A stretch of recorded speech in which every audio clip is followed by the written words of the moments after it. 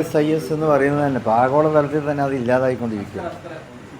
പ്രത്യേകിച്ച് അറബ് രാജ്യങ്ങളും മറ്റൊക്കെ ഉറച്ച തീവ്രവാദത്തിനെതിരെ നിലനിൽക്കുന്ന നയങ്ങളാണ് അവിടെയുള്ളത്. അപ്പോൾ ISISൻ്റെ നിലനിൽപ്പ് തന്നെ ഇപ്പോൾ ലോകത്തില്ല.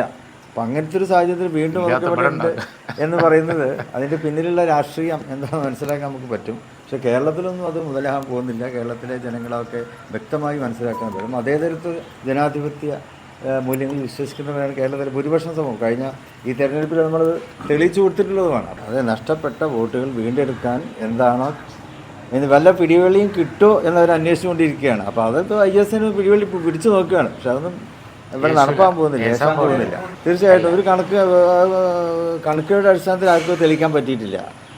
വെറുതെ പിന്നെ പ്രസ്ഥാനമല്ലാതെ ഒറ്റപ്പെട്ടുണ്ടായിരിക്കാം. പക്ഷെ അതിന് ജനറലൈസ് ചെയ്തുകൊണ്ട് ഒരു സമുദായം മുഴുവനും ISൻ്റെ പിന്നിലാണ് എന്നൊക്കെ പറയുന്നത് അത് ഒരിക്കലും തന്നെ ഒരു പുരോഗമന രാഷ്ട്രീയ പ്രസ്ഥാനത്തെ സംബന്ധിച്ചിടത്തോളം ഒരിക്കലും അവരുടെ നിലപാടുകൾക്ക് യോജിക്കുന്നതല്ല.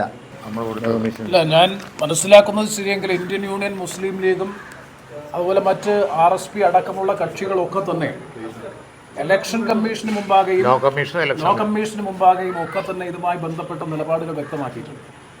എന്നാൽ രാംനാഥ് കോവിന്ദ് അധ്യക്ഷനായിട്ടുള്ള വൺ നേഷൻ വൺ ഇലക്ഷനുമായി ബന്ധപ്പെട്ട ആ കാര്യത്തെ സംബന്ധിച്ച് കൊടുത്തിട്ടില്ല എന്നുള്ളത് ശരിയാണ്. ഇത് പൂർണ്ണമായും പൊളിറ്റിക്കലി ഡോമിനേറ്റഡ് ആയിട്ടുള്ളൊരു സമിതിയാണ് കേന്ദ്ര ഗവൺമെൻറ് നിയോഗിച്ചത്.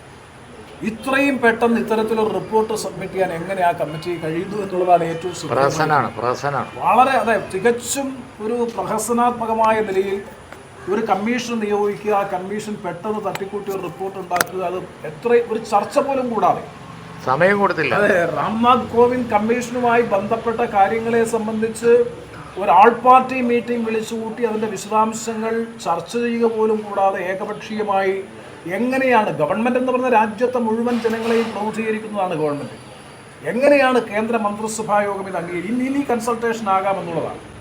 കേന്ദ്ര മന്ത്രിസഭാ യോഗം തത്വത്തിൽ അംഗീകരിച്ചു കഴിഞ്ഞു വൺ നേഷൻ വൺ എലക്ഷൻ. ഇനി ചർച്ചയാകാമെന്ന് പറയുന്നത് നടത്തിപ്പിനെ സംബന്ധിച്ചാണ്. അപ്പോൾ വൺ നേഷൻ വൺ എലക്ഷൻ അനിവാര്യമാണോ എന്നതിനെ സംബന്ധിച്ചുള്ള വിശദമായ ചർച്ചയും അതുമായി ബന്ധപ്പെട്ട ആലോചനകളും ഒന്നും നടക്കാതെ ഏകപക്ഷീയമായി അത് മന്ത്രിസഭാ യോഗം അംഗീകരിച്ചതിന് ശേഷം ഇനി അതിൻ്റെ മോഡസ് ഓപ്പറാൻഡിയെ സംബന്ധിച്ചിടത്തോളം എല്ലാ പാർട്ടികളെയും വിശ്വാസത്തിലെടുത്തുകൊണ്ട് ചർച്ച ചെയ്യുന്ന നിലപാടിലേക്ക് വന്നാൽ അതിനോട് സഹകരിക്കാൻ തീർച്ചയായിട്ടും ബുദ്ധിമുട്ടാണ്. ഇതിന് വളരെ വ്യക്തമായ ഒരു രാഷ്ട്രീയ അജണ്ടയുടെ അടിസ്ഥാനത്തിൽ തന്നെയാണ് BJP ഈ നിയമവുമായി മുന്നോട്ട് വരുന്നത്. അതുകൊണ്ട് എല്ലാ പാർട്ടികളും പ്രതിപക്ഷ പാർട്ടികളും ഒക്കെ തന്നെ നിലപാട് വ്യക്തമാക്കിയിട്ടുണ്ട്. ഫെഡറൽ ജനാധിപത്യ സംവിധാനത്തെ ദുർബലപ്പെടുത്തുന്നതാണ്, ഒരു സംശയവും വേണ്ട. കാരണം ഒരു ഫെഡറൽ കോൺസ്റ്റിറ്റ്യൂഷനാണ് ഇന്ത്യയെ സംബന്ധിച്ചിടത്തോളം. സ്റ്റേറ്റുകളുടെ അധികാരം, സ്റ്റേറ്റുകളുടെ അവകാശം, സംസ്ഥാന നിയമസഭയുടെയൊക്കെ അവകാശം, അതിനെയൊക്കെ ദുർബലപ്പെടുത്തി രാജ്യത്ത് BJP ഒരു പ്രസിഡൻഷ്യൽ ജനാധിപത്യ സംവിധാനത്തിലേക്ക് പോകുന്നതിൻ്റെ ഭാഗം കൂടിയാണ് ഈ ഭരണഘടനാപരമായ ഭേദഗതിയിലൂടെ ലക്ഷ്യം വെക്കുന്നത് എന്നാണ് രാഷ്ട്രീയമായി വിലയിരുത്തുമ്പോൾ മനസ്സിലാക്കാൻ കഴിയും. ഇന്നലെ കാർഗെ പറഞ്ഞതുപോലെ ഈ BJP ഗവൺമെൻറ്റിന് ഇത് നടപ്പിലാക്കാൻ കഴിയില്ല. അത് ഒരു തട്ടിപ്പാണ്. കാരണം ഇപ്പോൾ അറ്റൻഷൻ ഡൈവേർട്ട് ചെയ്യാനുള്ള തട്ടിപ്പാണ് ഈ രാംനാഥ് കമ്മീഷൻ അല്ലെങ്കിൽ കമ്മിറ്റി. അത് സമയം കൊടുത്തില്ല, ആരും വിളിച്ചുമില്ല, ചോദിച്ചുമില്ല. അങ്ങനെ പെട്ടെന്ന് തട്ടിക്കൂട്ടിയ റിപ്പോർട്ട് കൊടുത്ത് കബിനറ്റ് അംഗീകരിച്ച് ഞങ്ങൾ അടുത്ത പാർലമെൻറ്റിൽ വെച്ച് മുന്നോട്ട് പോകും എന്നുള്ള നിലയിലുള്ള ഒരു ആറ്റിറ്റ്യൂഡാണ്. പറയേണ്ടിയോടുത്ത് RSPയും പറഞ്ഞു, ലീഗും പറഞ്ഞു, എല്ലാ കക്ഷികളും പറഞ്ഞു, ലോ കമ്മീഷനും ഇലക്ഷൻ കമ്മീഷനും. ഞങ്ങളുടെ 2 പ്രതിനിധികൾ തന്നെ നിരന്തരം, ലീഗിനെ പറ്റി പറയുമ്പോൾ IMLൻ്റെ പ്രതികൾ നിരന്തരം ആ മീറ്റിങ്ങിൽ 2 ലീഡേഴ്സിനെ ഞങ്ങൾ പറഞ്ഞയച്ചിട്ടുണ്ട്. ഇത് BJPക്ക് വേണ്ടി ഒരു ഐവാഷിംഗ് നടത്താൻ വേണ്ടിയുള്ള ഒരു ഏർപ്പാടാണ്. അത് ഇന്ത്യയിലെ പ്രധാനപ്പെട്ട ദേശീയ പാർട്ടികളിൽ പലരും ഗൗരവത്തിലെടുത്തിട്ടില്ല. അത് മാത്രമല്ല, അവർ തട്ടിക്കൂട്ടി കൊടുത്ത റിപ്പോർട്ട് ഇവിടെ നടക്കാൻ പോകുന്നില്ല, അത് തട്ടിപ്പാണ് എന്നാണ് കോൺഗ്രസിൻ്റെ ഉൾപ്പെടെ ഞങ്ങളുൾപ്പെടെ എല്ലാവരുടെയും.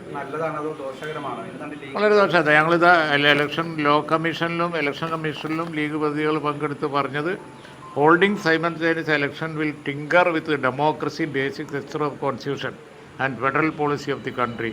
Further, this constitutional and it is unconstitutional and anti-democratic.